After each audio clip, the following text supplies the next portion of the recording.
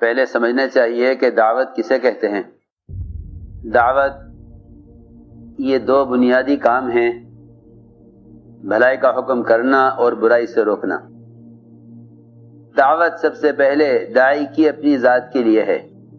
ہر شخص کو چاہیے کہ وہ اپنے دین کی حفاظت کے لیے، اپنے دین پر استقامت کے لیے خود اپنی ذات سے بھلائی کا حکم کرے۔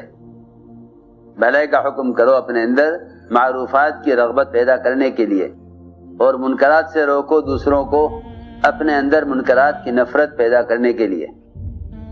یہ دونوں کام ہر شخص کی اپنی ذات کے لیے ہیں۔ جس طرح ایک آدمی تجارت کرتا ہے اپنی ذات کے لیے، ہر تاجر کو ذاتی نفع مقصود ہے، ہر زمیندار کو زمینداری سے ذاتی نفع مقصود ہے، ہر ملازم کو اپنی محنت سے ذاتی نفع مقصود ہے۔ اس لیے امر بالمعروف سے خود اپنے اندر معروفات کی رغبت پیدا کرنا ہے، اور منکر سے روکنے سے اپنے اندر منکرات کی نفرت پیدا کرنا ہے۔ اس لیے کام اپنی ذات کے لیے ہونے کے اعتبار سے ہر فرد امت کی اپنی ذاتی ضرورت ہے۔ دعوت ہر فرد کی اپنی ذاتی ضرورت ہے۔ معلوم ہونا چاہیے کہ امر بالمعروف اور نہی عن المنکر یہی دعوت ہے، کہ بھلائی کا حکم کرنا اور برائی سے روکنا یہی دعوت ہے، اور یہی اس امت کے افضل امت ہونے کی شرط ہے۔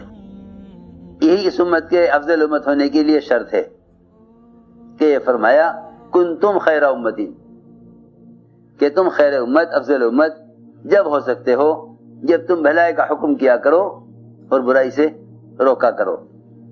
سوال اس بات کا ہے منکر سے کیسے روکا جائے اور بھلائی کا حکم کیسے کیا جائے؟ بھلائی کا حکم کیسے کیا جائے اور منکر سے کیسے روکا جائے؟ اگر منکر سے روکنے میں خلفائے راشدین اور حضور اکرم صلی اللہ علیہ وسلم کے طریقے سے ہٹ گیا تو اس طریقے کے بدل جانے کی وجہ سے فساد ہوگا، اصلاح نہ ہوگی۔ فساد ہوگا، اصلاح نہ ہوگی۔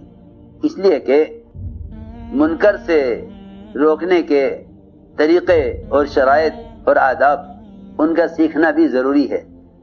اگر اپنی طبیعت سے مغلوب ہو کر منکر سے روکتا ہے تو فساد کا ذریعہ بنے گا۔ خوب غور سے بات سننی پڑے گی۔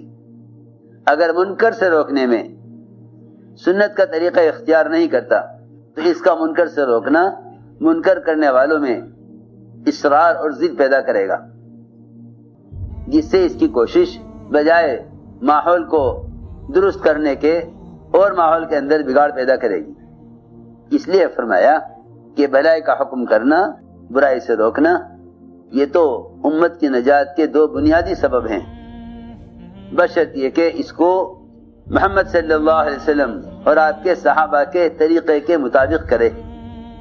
میں جو بار بار آپ حضرات سے عرض کرتا ہوں کہ جس طرح نماز کا ایک متعین طریقہ عمل ہے، اگر نماز سنت کے طریقے سے ذرا بھی ہٹ گئی، سنت کے طریقے سے ذرا بھی ہٹ گئی تو نماز کے فوائد، نماز کے اثرات ظاہر نہ ہوں گے، نہ منکرات سے بچنے میں ظاہر ہوں گے، نہ معروفات کو کرنے کے اعتبار سے ظاہر ہوں گے، نہ اللہ تعالیٰ کے قرب کے اعتبار سے ظاہر ہوں گے، اور نہ اللہ تعالیٰ سے اپنے مسائل کو حل کرانے کے اعتبار سے ظاہر ہوں گے۔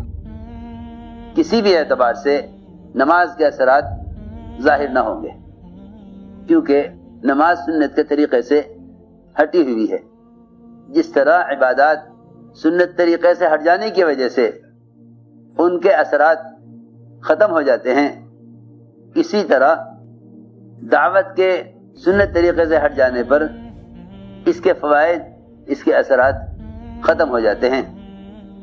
جس طرح نماز کا بگڑنا دین کے تمام شعبوں کو بگاڑ دیتا ہے، اس طرح دعوت کے اسلوب اور اس کے طریقے کا بگڑ جانا دین کے تمام شعبوں میں فساد اور بگاڑ پیدا کرتا ہے۔